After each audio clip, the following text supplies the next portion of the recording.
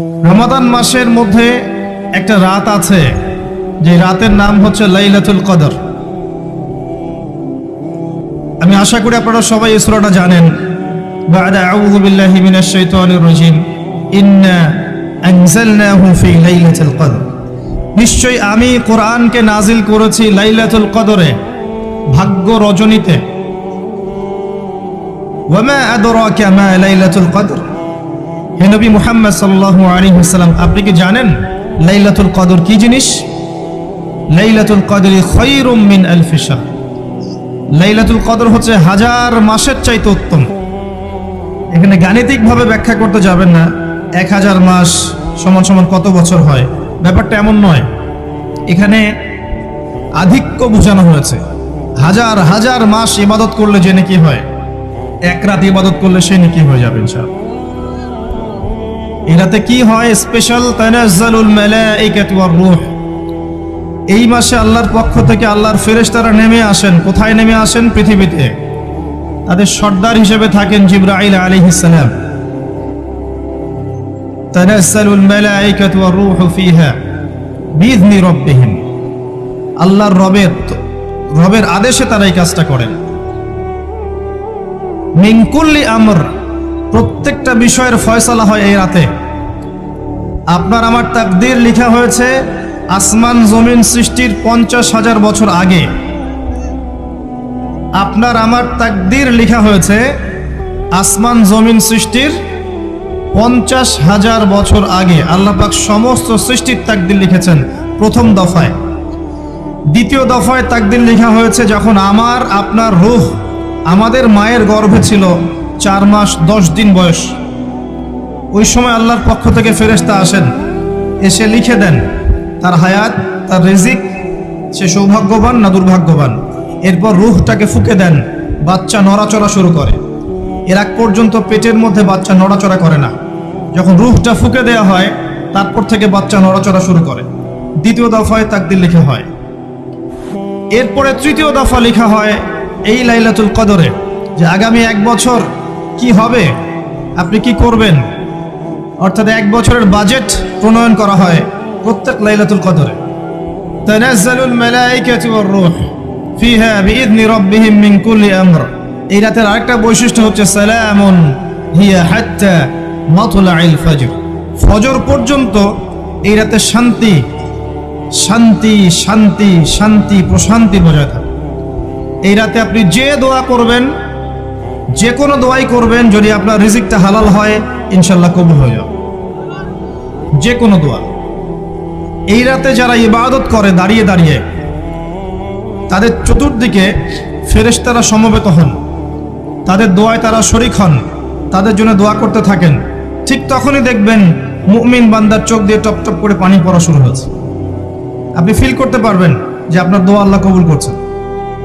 এই রাতের ইবাদতকে 1000 মাস দিয়ে গুণ করলেও কখনো সমান হবে না। একটা রাত ইবাদত করলে আপনি হাজার হাজার মাসের নেকি পাচ্ছেন। এই সুযোগটাকে ছেড়ে দেওয়া যায়?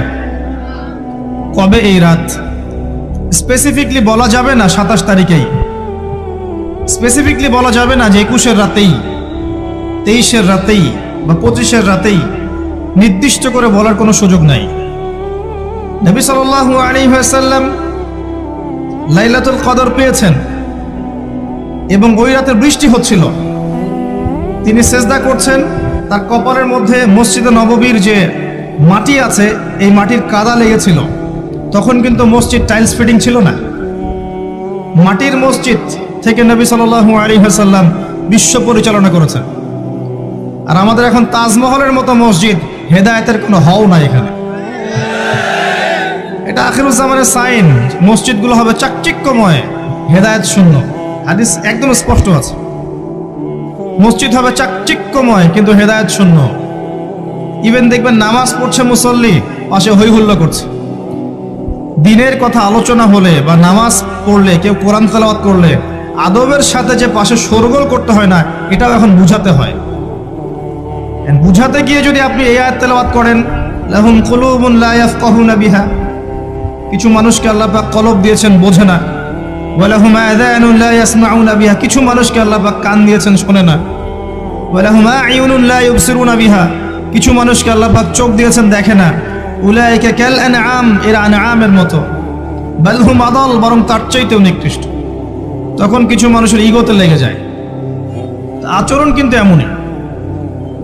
কোরআন যেখানে তেলাওয়াত করা হচ্ছে, নবীর হাদিসের কথা বলা হচ্ছে, সেখানে উঁচু স্বরে কথা বলা জায়েজ নেই। নামাজ পড়ছে একজন ব্যক্তি, সে আল্লাহর সাথে সরাসরি কথা বলছে, তার পাশে কথা বলা জায়েজ নেই। এমনকি নামাজরত ব্যক্তির পাশে কোরআন তেলাওয়াত করাও জায়েজ নেই। কথা কি বুঝতে পারছেন? একজন ব্যক্তি নামাজে দাঁড়িয়েছে, আল্লাহর সাথে কথা বলছে, পাশে আপনি কোরআন তেলাওয়াত করতে পারবেন না জোরে জোরে। মনে মনে করতে হবে, করতে চাইলে মনে মনে করতে হবে। অনেক সময় মসজিদের ভিতরে দেখবেন নামাজ পড়া হচ্ছে, শোরগোল করছে। নবী সাল্লাল্লাহু আলাইহি ওয়াসাল্লাম বলেছিলেন, আখিরুজ জামানে, তিরমিজিতে আছে হাদিসটা, আখিরুজ জামানে ইসলামের নামটুকু থাকবে, ইসলামের প্রকৃত বিষয়গুলো থাকবে না। কোরআনের মাসহাফ থাকবে, যে মাসহাফ, কোরআনের মাসহাফটা থাকবে, এর শিক্ষাগুলো থাকবে না। মসজিদগুলো হবে চাকচিক্যময়, কিন্তু মসজিদ হবে হেদায়েত শূন্য। আর চতুর্থ লাইনটা আরো ভয়ঙ্কর। 4 নম্বর লাইনে গিয়ে নবীজি বলেছেন সাল্লাল্লাহু আলাইহি ওয়াসাল্লাম, আসমানের নিচে, জমিনের উপরে আল্লাহর সবচেয়ে নিকৃষ্ট সৃষ্টি হবেন এক শ্রেণীর আলেম, যাদের থেকে ফিতনা ছড়াবে এবং তাদের দিকেই ফিতনা ফিরে আসবে। তিরমিজির মধ্যে হাদিসটা আছে, যে কোনো আলেমকে জিজ্ঞাসা করেন এটা কোন শ্রেণীর আলেম, এটা বোঝার জন্য আপনার পিএইচডি করার দরকার নাই। যারা দিনকে দুনিয়ার বিনিময়ে বিক্রি করেছে, তারাই সেই শ্রেণীর আলেম। যারা সত্য কথা বলতে ভয় পেয়েছে, তারাই সেই শ্রেণীর আলেম। যারা সত্যকে মিথ্যার সাথে মিশ্রিত করেছে, তারাই সেই শ্রেণীর আলেম। এবং যারা ইসলামের নামে উম্মাকে শতদা বিভক্ত করে দিয়েছে, এরাই সেই শ্রেণীর আলেম। নবী করিম সাল্লাল্লাহু আলাইহি ওয়াসাল্লাম বলেছেন, লাইলাতুল কদর আমি পেয়েছি, কপালে কাদামাটি ছিল, বৃষ্টি হচ্ছিল, তার মানে ওই রাতে বৃষ্টি হতে পারে, ওই রাতে বৃষ্টি হতে পারে। লাইলাতুল কদরের আলামত, রাতের বেলা বৃষ্টি হতে পারে। বৃষ্টি হয়েছে, তিনি নামাজ পড়েছেন, কপালের মধ্যে কাদা লেগেছিল, তিনি বের হয়েছেন, সাহাবীদেরকে বলবেন কোন রাতটা লাইলাতুল কদর, আজকের রাতটা লাইলাতুল কদর, এটা বলতে বের হয়েছেন। বের হয়ে দেখছেন দুজন মুসলিম আপোষে ঝগড়া করছে। লিসেন টু মি, দুজন মুসলিম আপোষে ঝগড়া করছে। আমরা বলি না যে মুসলিমদের মাঝে ইখতিলাফগুলো রহমত, আমরা বলি না? দুজন মুসলিম আপোষে ঝগড়া করছে, এই কাজটার কারণে আল্লাহ রাব্বুল আলামিন নবী সাল্লাল্লাহু আলাইহি ওয়াসাল্লামের হৃদয় থেকে এই কথাটাকে তুলে নিলেন। তিনি আর বললেন না এক্স্যাক্টলি কোন রাতে লাইলাতুল কদর ছিল, তিনি বলতেই বেরিয়েছিলেন যে কোন রাতে লাইলাতুল কদর ছিল। আমাদের ইখতিলাফের কারণে আমরা সেই নির্দিষ্ট রাতটাকে হারিয়ে ফেলেছি। তবে এর মধ্যেই খায়ের আছে, এর মধ্যেই কল্যাণ আছে। আরবিতে একটা প্রবাদ আছে, কুল্লু শার ইউজাদু ফিহিল খায়র, প্রত্যেকটা অকল্যাণের পিছনেই কোনো না কোনো কল্যাণ আছে। নির্দিষ্ট করে বলে দিলে আমরা বাকি রাতগুলো জাগতাম না। নবী সাল্লাল্লাহু আলাইহি ওয়াসাল্লাম এখন বললেন যে আমাকে ভুলিয়ে দেয়া হয়েছে কোন রাত, তোমাদের ঝগড়ার কারণে। অতএব তোমরা শেষ দশকের বিজোড় রাতগুলোকে তালাশ করো।